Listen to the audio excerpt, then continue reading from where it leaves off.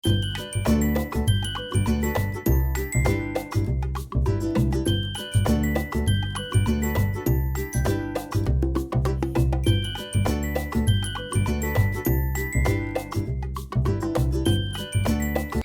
ನಮಸ್ಕಾರಗಳು. ಶಾಂಭವಿ ವ್ಲಾಗ್ಸ್ಗೆ ಸ್ವಾಗತ.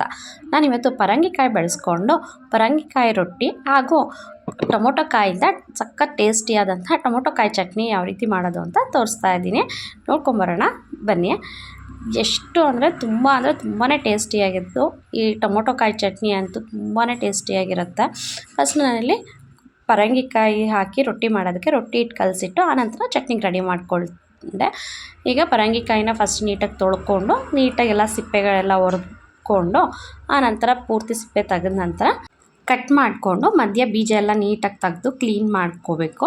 ಕೆಲವೊಂದು ಸತಿ ಬೀಜ ಸರಿಯಾಗಿ ಕ್ಲೀನ್ ಆಗಿಲ್ಲ ಅಂದರೆ ಒಂದು ಸತಿ ನೀರು ಹಾಕಿ ನೀಟಾಗಿ ಒಳಗಡೆ ಎಲ್ಲ ಕ್ಲೀನಾಗಿ ತೊಳ್ಕೊಂಡು ಆನಂತರ ಇದನ್ನು ಕೊಬ್ಬರಿ ತುರಿಯೋ ಮಣೆಯಿಂದ ನಾನು ನೀಟಾಗಿ ಪರಂಗಿಕಾಯಿನ ಸಣ್ಣಗೆ ತುರ್ಕೊಳ್ತೀನಿ.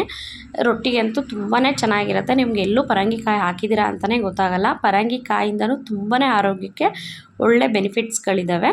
ಇದರಲ್ಲಿ ಫೈಬರ್ ಅಂಶ ಹೆಚ್ಚಾಗಿರೋದ್ರಿಂದ ನಮ್ಮ ಜೀರ್ಣಕ್ರಿಯೆಗೆ ತುಂಬಾ ಸಹಾಯ ಆಗುತ್ತೆ. ಹಾಗೆ ಇದರಲ್ಲಿ ವಿಟಮಿನ್ ಸಿ ಅಂಶ ಹೆಚ್ಚಾಗಿರೋದ್ರಿಂದ ನಮ್ಮ ರೋಗ ನಿರೋಧಕ ಶಕ್ತಿ ಕೂಡ ಹೆಚ್ಚಿಸುತ್ತೆ. ಹಾಗಾಗಿ ತುಂಬ ಪರಂಗಿ ಎಲೆ ಜ್ಯೂಸ್ಗಳು, ಪರಂಗಿಕಾಯಿಗೂ ಅಷ್ಟೇ ತುಂಬಾ ಹೆಲ್ತ್ಗೊಳ್ಳೋದು. ಪರಂಗಿ ಹಣ್ಣು ದಿನ ಸೇವಿಸಿ ಅಂತ ಹೇಳ್ತಾರೆ. ಆದರೆ ಪರಂಗಿಕಾಯಿ ಮಾತ್ರ ಡೈಲಿ ತಿನ್ನಬಾರ್ದು. ಅತಿ ಆದರೆ ಅಮೃತನೂ ವಿಷ ಅಂತಾರಲ್ಲ, ಹಾಗೆ ತುಂಬಾ ಹೆಲ್ತಿ ಇದೆ. ಆದರೆ ಪ್ರತಿದಿನ ತಿನ್ನೋಕ್ಕೆ ಹೋಗಬಾರ್ದು. ರೇರಾಗಿ ಅವಾಗವಾಗ ಸಿಕ್ಕಿದಾಗೆಲ್ಲ ಖಂಡಿತ ಬಳಸಿ. ತುಂಬಾ ಆರೋಗ್ಯಕ್ಕೆ ಒಳ್ಳೆಯದು. ಆದರೆ ಗರ್ಭಿಣಿಯರು ಮಾತ್ರ ಇದನ್ನು ಯಾವುದೇ ಕಾರಣಕ್ಕೂ ಉಪಯೋಗಿಸೋ ಹಾಗಿಲ್ಲ. ಹಾಗೆ ಇದರಿಂದ ನಮ್ಮ ಸ್ಕಿನ್ಗೂ ಅಷ್ಟೇ ತುಂಬಾ ಬೆನಿಫಿಟ್ಸ್ ಇದೆ. ಇದ್ರ ಜ್ಯೂಸ್ ಅಥವಾ ಪೇಸ್ಟ್ ಮಾಡಿ ಫೇಸ್ ಪ್ಯಾಕ್ ಹಾಕೋದ್ರಿಂದ ರಿಂಕಲ್ಸ್ನ ಅವಾಯ್ಡ್ ಮಾಡ್ಬೋದು. ಹಾಗೆ ಆಕ್ನೆ ಮಾರ್ಕ್ಸ್ ಕಮ್ಮಿ ಆಗುತ್ತೆ. ಈಗ ನಾವು ರೊಟ್ಟಿ ಹಿಟ್ಟು ಕಲಿಸ್ಕೊಳ್ಳೋಣ. ಫಸ್ಟ್ ನಾನಿಲ್ಲಿ ಸಣ್ಣದಾಗಿ ಈರುಳ್ಳಿ ಮತ್ತು ಹಸಿಮೆಣ್ಸಿನ್ಕಾಯಿ ಸೇರಿ ಕಟ್ ಮಾಡಿ ಇಟ್ಕೊಂಡಿದ್ದೀನಿ. ಈಗ ಇದಕ್ಕೆ ನಾನು ತುರಿದಿಟ್ಟಿರುವಂಥ ಪರಂಗಿಕಾಯಿ ತುರಿ ಹಾಗೆ ಕ್ಯಾರೆಟ್ ತುರಿ ಕೂಡ ಸೇರಿಸ್ಕೊಳ್ತಾ ಇದ್ದೀನಿ. ಈಗ ಇವೆರಡನ್ನೂ ಸೇರಿಸ್ಕೊಳ್ಳೋಣ. ಆಗಲೇ ಹೇಳ್ತಾ ಇದ್ನಲ್ಲ ಫೇಸ್ ಪ್ಯಾಕ್ಗೆ ಅಂತ. ಇದ್ರ ರಸನ ನೀಟಾಗಿ ತೊಗೊಂಡು ಅಪ್ಲೈ ಮಾಡೋದ್ರಿಂದ ಪಿಂಪಲ್ ಮಾರ್ಕ್ಸ್ಗಳು ಅವಾಯ್ಡ್ ಆಗಿ ಸ್ಕಿನ್ನ ಗ್ಲೋ ಆಗಿ ಚೆನ್ನಾಗಾಗುತ್ತೆ. ಈಗ ರುಚಿಗೆ ತಕ್ಕಷ್ಟು ಉಪ್ಪನ್ನು ಸೇರಿಸ್ಕೊಂಡಿದ್ದೀನಿ. ಹಾಗೆ ಇಲ್ಲಿ ನಾನು ಒಂದು ದೊಡ್ಡ ಕಪ್ಪಲ್ಲಿ ಅಕ್ಕಿ ಹಿಟ್ಟನ್ನ ಸೇರಿಸ್ಕೊಳ್ತಾ ಇದ್ದೀನಿ. ಹಾಗೆ ಒಂದು ಸಣ್ಣ ಕಪ್ಪಲ್ಲಿ ಒಂದು ಮುಕ್ಕಾಲು ಕಪ್ಪಷ್ಟು ಚಿರೋಟಿ ರವೆ ಹಾಕ್ಕೊಳ್ತಾ ಇದ್ದೀನಿ. ಯಾಕಂದರೆ ನನ್ನ ಮಗನ ಲಂಚ್ ಬಾಕ್ಸ್ಗೆ ನಾನು ಪ್ಯಾಕ್ ಮಾಡ್ತಾಯಿದ್ದೆ. ಸ್ವಲ್ಪ ಎಳ್ಳು ಕೂಡ ಹಾಕ್ಕೊಂಡಿದ್ದೀನಿ. ಮಧ್ಯಾಹ್ನಕ್ಕೆ ಸ್ವಲ್ಪ ಆರೋದ್ರೆ ಗಟ್ಟಿ ಆಗಿಬಿಡುತ್ತೆ ಅಂತ ಹೇಳಿ ಸ್ವಲ್ಪ ರವೆ ಹೆಚ್ಚಾಗಿ ಹಾಕ್ಕೊಂಡಿದ್ದೀನಿ. ನೀವು ರವೆ ಸ್ಕಿಪ್ ಬೇಕಿದ್ರೆ ಮಾಡ್ಬೋದು. ರವೆ ಹಾಕಿದ್ರೆ ರೊಟ್ಟಿ ಸಾಫ್ಟಾಗಿರುತ್ತೆ ತಣ್ಣಗಾದ್ರೂ ಅಂತ. ಈಗ ನೀಟಾಗಿ ಇದನ್ನೆಲ್ಲ ಚೆನ್ನಾಗಿ ನೀಟಾಗಿ ಮಿಕ್ಸ್ ಮಾಡಿ ರೊಟ್ಟಿ ಹಿಟ್ಟು ಅದಕ್ಕೆ ಕಲಸಿಟ್ಕೊಳ್ಳೋಣ. ಸ್ವಲ್ಪನೇ ನಾನು ನೀರಿಲ್ಲಿ ಎಷ್ಟು ಬೇಕು ನೋಡಿಕೊಂಡು ಎಕ್ಸ್ಟ್ರಾ ಸೇರಿಸಿ ನೀಟಾಗಿ ರೊಟ್ಟಿ ಹಿಟ್ಟನ್ನ ಅದಕ್ಕೆ ಕಲಿಸ್ಕೊಳ್ತೀನಿ. ನಮ್ಮ ಚಾನಲ್ ಏನಾದರೂ ಫಸ್ಟ್ ಟೈಮ್ ನೋಡ್ತಾ ಇದ್ದರೆ ಈಗಲೇ ಸಬ್ಸ್ಕ್ರೈಬ್ ಮಾಡ್ಕೊಳ್ಳಿ. ಹಾಗೆ ಈ ವಿಡಿಯೋ ಪೂರ್ತಿ ನೋಡಿ ಇಷ್ಟ ಆದರೆ ಲೈಕ್ ಮಾಡೋದನ್ನ ಮರಿಬೇಡಿ. ರೊಟ್ಟಿ ಹಿಟ್ಟನ್ನ ಸ್ವಲ್ಪ ನೆನೆಯೋದಕ್ಕೆ ಅಂತ ಮುಚ್ಚಿಟ್ಟು ಟೊಮೊಟೊ ಕಾಯಿ ಚಟ್ನಿಗೆ ರೆಡಿ ಮಾಡ್ಕೊಳ್ತಾ ಇದ್ದೀನಿ. ನಾನು ಅದಕ್ಕೆ ಇಲ್ಲಿ ಒಂದು 3 ಟೊಮೊಟೊ ಕಾಯಿನ ತೊಗೊಂಡಿದ್ದೀನಿ. ಫುಲ್ ಕಾಯಾಗಿರೋಂಥ ಟೊಮೊಟೊವನ್ನೇ ತೊಗೊಂಡಿದ್ದೀನಿ ನಾನಿಲ್ಲಿ 3 ಕಾಯಿ ತೊಗೊಂಡಿದ್ರು. ಇದೇ ನನಗೆ 2 ದಿನಕ್ಕೆ ಬಂತು ಚಟ್ನಿ. ಯಾಕೆಂದರೆ ಮಕ್ಕಳು ಜಾಸ್ತಿ ತಿನ್ನೋದಿಲ್ಲ. ಇದು ಮತ್ತು ಸ್ವಲ್ಪ ಖಾರವಾಗಿ ಇದ್ರೇ ಚೆನ್ನಾಗಿರುತ್ತೆ. ಯಾಕೆಂದರೆ ಸ್ವಲ್ಪ ಟೊಮೊಟೊ ಹಣ್ಣು ಹುಳಿ ಇರುತ್ತಲ್ವ, ಇದಕ್ಕೆ ಖಾರ ಕಮ್ಮಿಯಾಗಿ ಹಾಕಿ ಮಾಡಿದ್ರೆ ಚೆನ್ನಾಗಿರಲ್ಲ. ಹಾಗಾಗಿ ಮಕ್ಕಳು ಜಾಸ್ತಿ ಇಷ್ಟಪಡಲ್ಲ ಖಾರನ. ಹಾಗಾಗಿ ನಾನು ಇಬ್ಬರಿಗೆ ಇದು 2 ದಿನ ಬಂತು 3 ಟೊಮೊಟೊ ಹಣ್ಣು. ನೀವು ಇದನ್ನು ಹೆಚ್ಚಾಗಿ ಮಾಡಿಕೊಂಡು ಸ್ಟೋರ್ ಮಾಡಿ ಕೂಡ ಇಟ್ಕೋಬೋದು.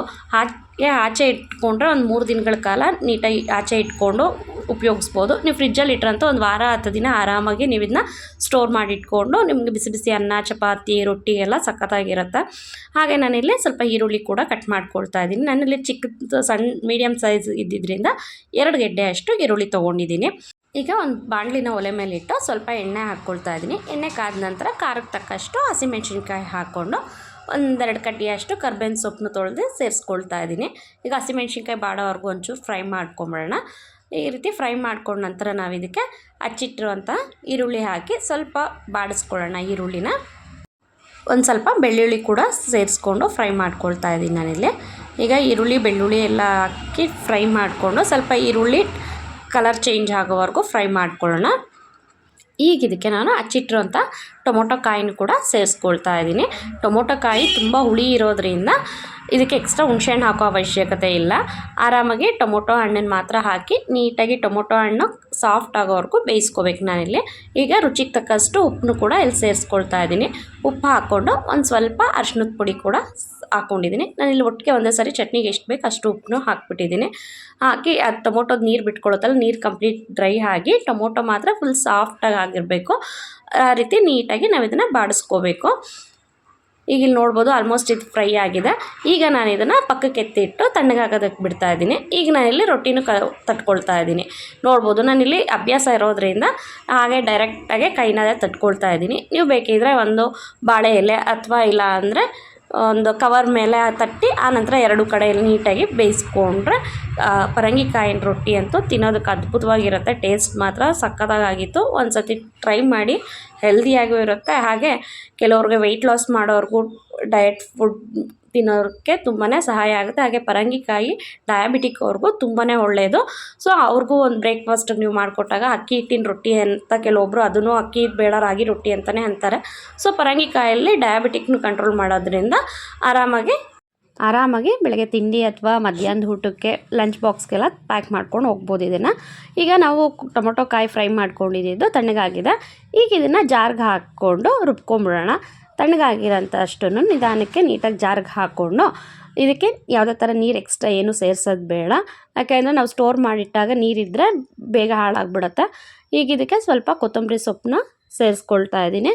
ಕೊತ್ತಂಬರಿ ಸೊಪ್ಪು ಸೇರಿಸ್ಕೊಂಡು ಇದನ್ನು ತುಂಬ ನುಣ್ಣಗೆ ರುಬ್ಬಾರ್ದು, ತರ್ತರಿಯಾಗಿ ಆನ್ ಆ್ಯಂಡ್ ಆಫ್ ಮಾಡಿಕೊಂಡ್ರೆ ಸಾಕು. ನೋಡ್ಬೋದು ಇಲ್ಲಿ ಎಷ್ಟು ತರ್ತರಿಯಾಗಿದೆ ಅಂತ ಅಂದ್ಬಿಟ್ಟು. ಈಗ ಇದನ್ನು ರುಬ್ಬಾದ್ಮೇಲೆ ಇದಕ್ಕೆ ಒಂದು ಒಗ್ಗರಣೆ ಕೊಟ್ಕೊಂಬಿಡೋಣ. ಪಾತ್ರೆಗೆ ಸ್ವಲ್ಪ ಎಣ್ಣೆ ಹಾಕಿ, ಎಣ್ಣೆ ಕಾದ ನಂತರ ಚೂರು ಸಾಸಿವೆ ಹಾಕ್ಕೊಳ್ತಾ ಇದ್ದೀನಿ. ಸಾಸಿವೆ ಸ್ವಲ್ಪ ಸಿಡಿದ ನಂತರ ಇದಕ್ಕೆ ಒಂದು ಸ್ವಲ್ಪ ಹಿಂಗೆ ಹಾಕ್ಕೊಳ್ತಾ ಇದ್ದೀನಿ. ಈಗ ಇದಕ್ಕೆ ಕರ್ಬೇವಿನ ಸೊಪ್ಪನ್ನ ಸೇರಿಸ್ಕೊಳ್ತಾ ಇದ್ದೀನಿ. ಸ್ವಲ್ಪ ಕರ್ಬೇವಿನ ಸೊಪ್ಪು ಫ್ರೈ ಆದಮೇಲೆ ರುಬ್ಬಿಟ್ಟಿರೋಂಥ ಚಟ್ನಿನೂ ಇದರೊಟ್ಟಿಗೆ ಸೇರಿಸ್ಕೊಂಡು ಒಂದು 2ರಿಂದ 3 ನಿಮಿಷ ಮೀಡಿಯಮ್ ಫ್ಲೇಮಲ್ಲಿ ಕಾಯಿ ಆಡಿಸ್ತಾ ಇರಬೇಕು.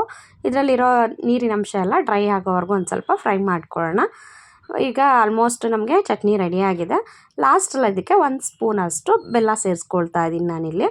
ಬೆಲ್ಲ ಹಾಕೋದ್ರಿಂದ ಟೊಮೊಟೊ ಕಾಯಿ ತುಂಬ ಹುಳಿ ಇರೋದ್ರಿಂದ ಬೆಲ್ಲ ಸಿಹಿ ಸೇರಿಸಿದಾಗ ಅದು ಟೇಸ್ಟ್ ಕಾಂಬಿನೇಷನ್ ತುಂಬಾ ಚೆನ್ನಾಗಿರುತ್ತೆ. ಉಪ್ಪು ಹುಳಿ ಖಾರ ಎಲ್ಲ ಇರುತ್ತೆ, ತುಂಬಾ ಚೆನ್ನಾಗಿರುತ್ತೆ. ಲೈಟಾಗಿ ಸ್ವಲ್ಪ ಸಿಹಿ ಹಾಕಿದ್ರೆ ಇನ್ನೂ ಸಖತ್ತಾಗಿರುತ್ತೆ ಅಂತ 1 ಸ್ಪೂನಷ್ಟು ಬೆಲ್ಲ ಹಾಕ್ಕೊಂಡಿದ್ದೀನಿ. ಈಗ ಟೊಮೊಟೊ ಕಾಯಿ ಚಟ್ನಿ ಸವಿಯಲು ಸಿದ್ಧ ಆಗಿದೆ. ನಾನು ಇದನ್ನು ರೊಟ್ಟಿ ಜೊತೆ ಸರ್ವ್ ಮಾಡಿದ್ದೀನಿ. ನೀವು ನಿಮ್ಮ ಫೇವ್ರೇಟ್ ಯಾವುದಿರುತ್ತೆ, ರೊಟ್ಟಿ ಚಪಾತಿ ಅಥವಾ ಬಿಸಿ ಅನ್ನಕ್ಕಂತೂ ಸಖತ್ ಕಾಂಬಿನೇಷನ್ ಸೂಪರಾಗಿರುತ್ತೆ. ಒಂದು ಸತಿ ಟ್ರೈ ಮಾಡಿ ಹೇಗೆ ಬಂತು ಅಂತ ಕಮೆಂಟ್ ಮಾಡಿ ತಿಳಿಸಿ. ಈ ವಿಡಿಯೋ ಇಷ್ಟ ಆಗಿದ್ರೆ ಲೈಕ್ ಮಾಡೋದನ್ನ ಮರಿಬೇಡಿ. ಮತ್ತೊಂದು ವಿಡಿಯೋ ಒಟ್ಟಿಗೆ ಮುಂದಿನ ವಿಡಿಯೋದಲ್ಲಿ ಸಿಗೋಣ. ಧನ್ಯವಾದಗಳು.